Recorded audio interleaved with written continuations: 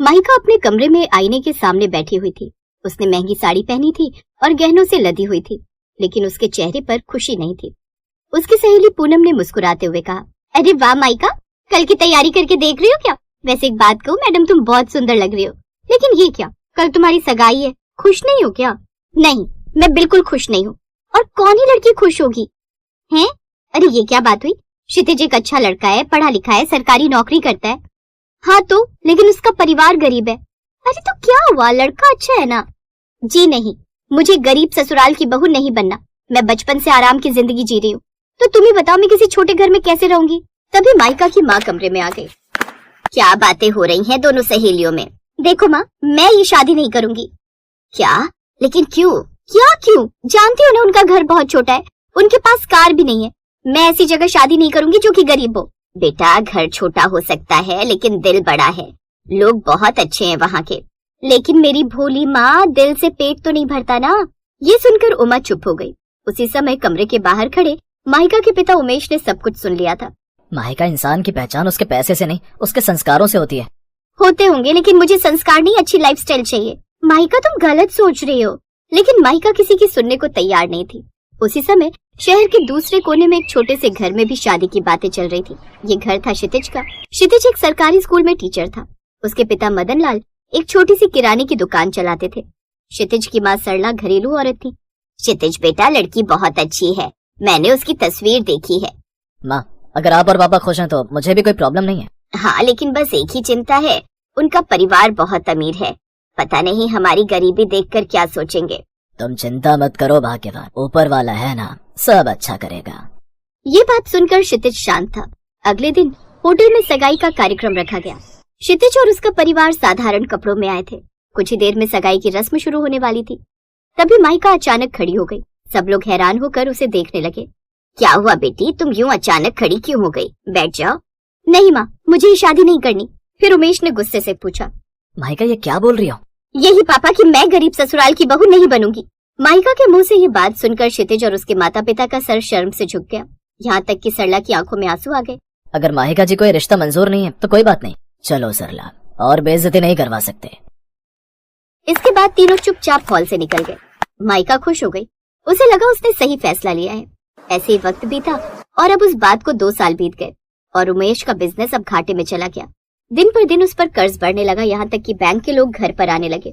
उमेश जी, अगर 1 महीने में पैसा नहीं चुकाया तो हमें घर जब्त करना पड़ेगा। माहिका और उमा ये सब सुनकर घबरा गईं। धीरे धीरे उनकी सारी शानो शौकत खत्म होने लगी।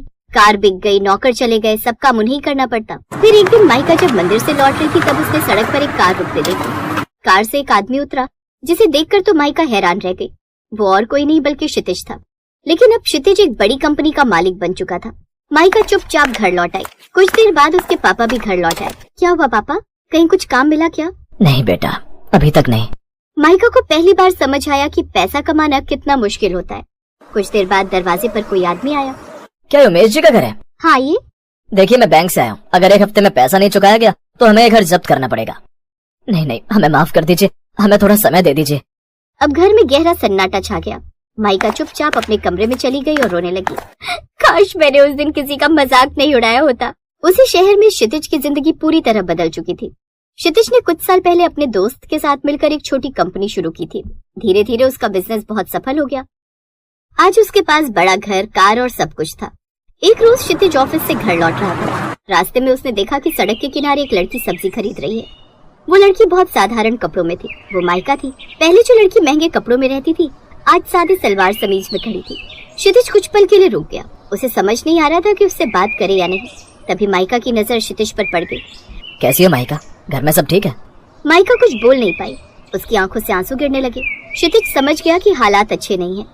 अगर कभी मदद की जरूरत हो तो बताना। मैंने उस दिन बहुत गलत किया था, मुझे माफ कर दो। पुरानी बातें भूल जाओ।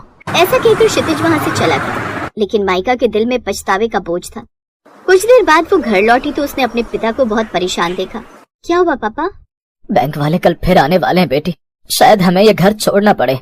अब हम कहाँ जाएंगे जी? अब उस रात माहिका सो नहीं पाई। उसे बार बार क्षितिज का शांत चेहरा याद आ रहा था और उसे महसूस हो रहा था कि असली अमीरी पैसे में नहीं, इंसानियत में होती है। उस रोज मैंने कितना घमंड किया था और भगवान ने मुझे सबक सिखा दिया। फिर अगली सुबह उनके दरवाजे पर जोर से दस्तक हुई। उमेश ने दरवाजा खोला तो बाहर बैंक के 2 लोग खड़े थे। उमेश जी, आज आखिरी दिन है, अगर पैसे नहीं दिए तो हमें घर जब्त करना पड़ेगा। हमारे पास अभी पैसे नहीं है, थोड़ा और समय दे दीजिए। हमें अफसोस है, लेकिन नियम तो नियम है, हम अब और समय नहीं दे सकते। ये बात सुनकर उमा रोने लगी। माइका के दिल में ऐसा लग रहा था जैसे सब कुछ खत्म हो गया हो। तभी अचानक घर के बाहर एक कार आकर रुकी। कार से क्षितिज उतरा। इनका कितना कर्ज है? करीब 40 लाख रुपए। ठीक है सर, अब इनका कर्ज खत्म समझिए। बेटा, तुमने इतना बड़ा एहसान क्यों किया? अंकल, ये कोई एहसान नहीं है। क्षितिज, मैंने तुम्हारा बहुत अपमान किया था, फिर भी तुमने हमारी मदद की। इंसान की पहचान उसके व्यवहार से होती है, पैसे से नहीं। ये वही बात थी जो कभी माइका के पापा ने कही थी। आज माइका को उसकी सच्चाई समझ में आ रही थी। मैं बहुत घमंडी थी क्षितिज, मुझे सिर्फ पैसा दिखाई देता था। अगर हो सके तो मुझे माफ कर दो। मैं तुम्हें पहले ही माफ कर चुका हूँ। अब क्षितिज ने उमेश को अपने ऑफिस में काम भी दे दिया, जहाँ वो ईमानदारी से काम करने लगे। कुछ महीने बीत गए। फिर एक रोज क्षितिज ने उमेश से कहा, मैं अभी तक शादी नहीं कर पाया, और अगर माहिका चाहे तो। वो बात अधूरी छोड़कर चुप हो गया। क्षितिज, अगर तुम्हें मेरी जैसी गलती करने वाली लड़की से शादी करने में कोई आपत्ति नहीं है तो मैं तैयार हूँ। कुछ महीने बाद घर में फिर से खुशियाँ लौट आई थी। माइका की शादी क्षितिज से हो गई, लेकिन इस बार माइका बिल्कुल बदल चुकी थी। अब उसे महंगे कपड़ों या बड़ी कारों का घमंड नहीं था। आशा देवी अपने 2 बेटों रामू, बंसी और अपनी 2 बहुओं निर्मला और किरण के साथ रहा करती थी। निर्मला देवी का परिवार काफी गरीब था। रामू और बंसी दोनों भाई मजदूरी किया करते थे। दोनों के एक बच्चे थे। रामू की बेटी का नाम पिंकी और बंसी के बेटे का नाम बबलू था। एक दिन जब रामू और बंसी घर आए तो उनकी माँ बोली, आ गए तुम लोग। तुम्हें कहा था ना कि आज खाली हाथ मत आना, थोड़ा राशन लेते आना, घर में सारा राशन खत्म हो गया है। खाने को एक अन्न नहीं है घर में, लेकिन तुम हो कि खाली हाथ घर आ गए। क्या करें माँ, बारिश की वजह से मजदूरी नहीं मिल रही है। घर में अगर थोड़े दाल चावल रखे हो तो उनकी खिचड़ी बना लो, बस आज काम चला लो। कल मैं और बंसी फिर कुछ देख लेंगे। अजी, माँ जी की दवाइयाँ भी खत्म हो गई हैं, वो भी लाना जरूरी है। हाँ निर्मला, जैसे ही काम मिलता है मैं माँ की दवाइयाँ भी ले आऊंगा। सभी आपस में बात कर रहे होते हैं कि तभी किरण बोली, सुनिए जी, मैं कह रही थी कि हम दोनों बहुएं भी काम करना चाहती हैं। वैसे भी दिन भर घर में खाली बैठे रहते हैं, कम से कम काम करेंगे तो आपकी घर चलाने में थोड़ी मदद तो हो जाएगी, और हमारे घर में जो तंगी आ रही है वो भी हल्की हो जाएगी। किरण बिल्कुल ठीक कह रही है, मैं भी किरण की बात से सहमत। ये सुनकर दोनों भाइयों ने हाँ कर दी। दोनों भाइयों के हाँ करने के बाद दोनों बहुएं साहूकार के यहाँ जाती हैं और साहूकार से कहती हैं, साहूकार जी हमें काम चाहिए, आप हमें जो कहेंगे हम वो करने को तैयार हैं। जी हाँ साहूकार जी, आप हमें घर के काम के लिए भी रखेंगे तो हम उसके लिए भी तैयार हैं। हम आपके घर में झाड़ू पोछा सब करने को तैयार हैं। हाँ ठीक है, वैसे भी मुझे नौकरानियों की जरूरत थी, तुम दोनों कल से काम पर आ जाना। इस तरह अब दोनों साहूकार के घर काम पर लग जाती। वो रोज जल्दी जल्दी घर का काम खत्म करती, उसके बाद साहूकार के यहाँ जाने के लिए निकल पड़ती। साहूकार के यहाँ जाने के लिए उन्हें रास्ते में एक जंगल क्रॉस करना पड़ता था, इसलिए वो लोग जल्दी ही निकल जाती थी। शाम को भी साहूकार के यहाँ जल्दी जल्दी काम खत्म करके वो वापस घर के लिए निकल पड़ती। रोज की तरह आज भी वो जल्दी जल्दी घर का काम खत्म कर रही थी। तभी निर्मला बोली, किरण तुम्हारा खाना बन गया ना? हाँ भाभी, बस 15 मिनट और दो। किरण जल्दी जल्दी करो, तुम्हें तो पता है कि हमें रास्ते में जंगल क्रॉस करना पड़ता है।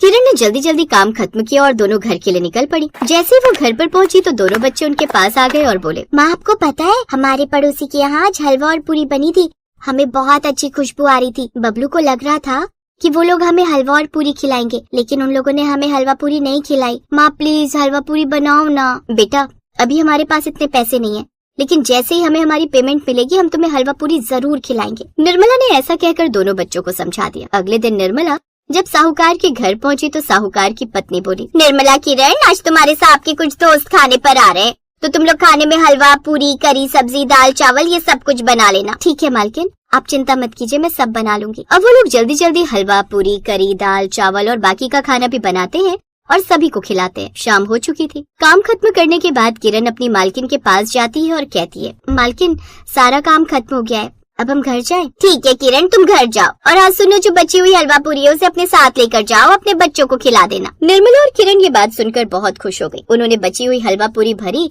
और वो घर की तरफ निकल पड़ी। उन्होंने देखा कि उनके रास्ते में घने जंगलों के बीच एक कार खराब हो गई है। वो लोग कार के पास आए और उस औरत से कहा, सुनिए रात हो रही है, आप लोगों को इस घने जंगल से निकल जाना चाहिए, इस जंगल में रात को खतरा हो सकता है। क्या करें, हमारी गाड़ी खराब हो गई और वो चालू ही नहीं हो रही है। कोई बात नहीं, अगर आपको ठीक लगे तो हमारे साथ चलिए, पास ही हमारा घर है, सुबह होते ही निकल जाइएगा। अब माया और उसका पति निर्मला के घर आ जाते हैं।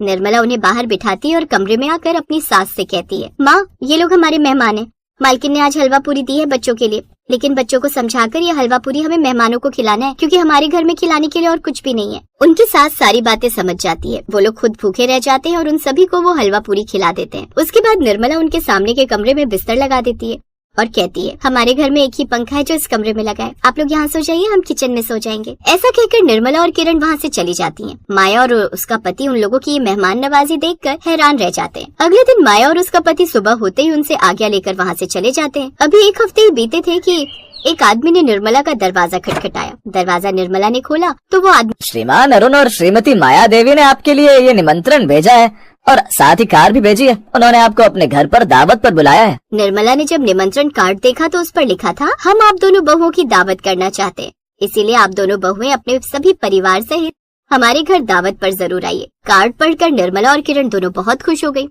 सभी लोग तैयार हुए और कार में बैठकर कंचन के यहाँ पहुंचे। जैसे ही वो गेट पर पहुंचे तो उन्होंने देखा कि गेट पर उनके स्वागत के लिए बड़े बड़े फूलों के गुलदस्ते और गुब्बारे लगे हुए थे।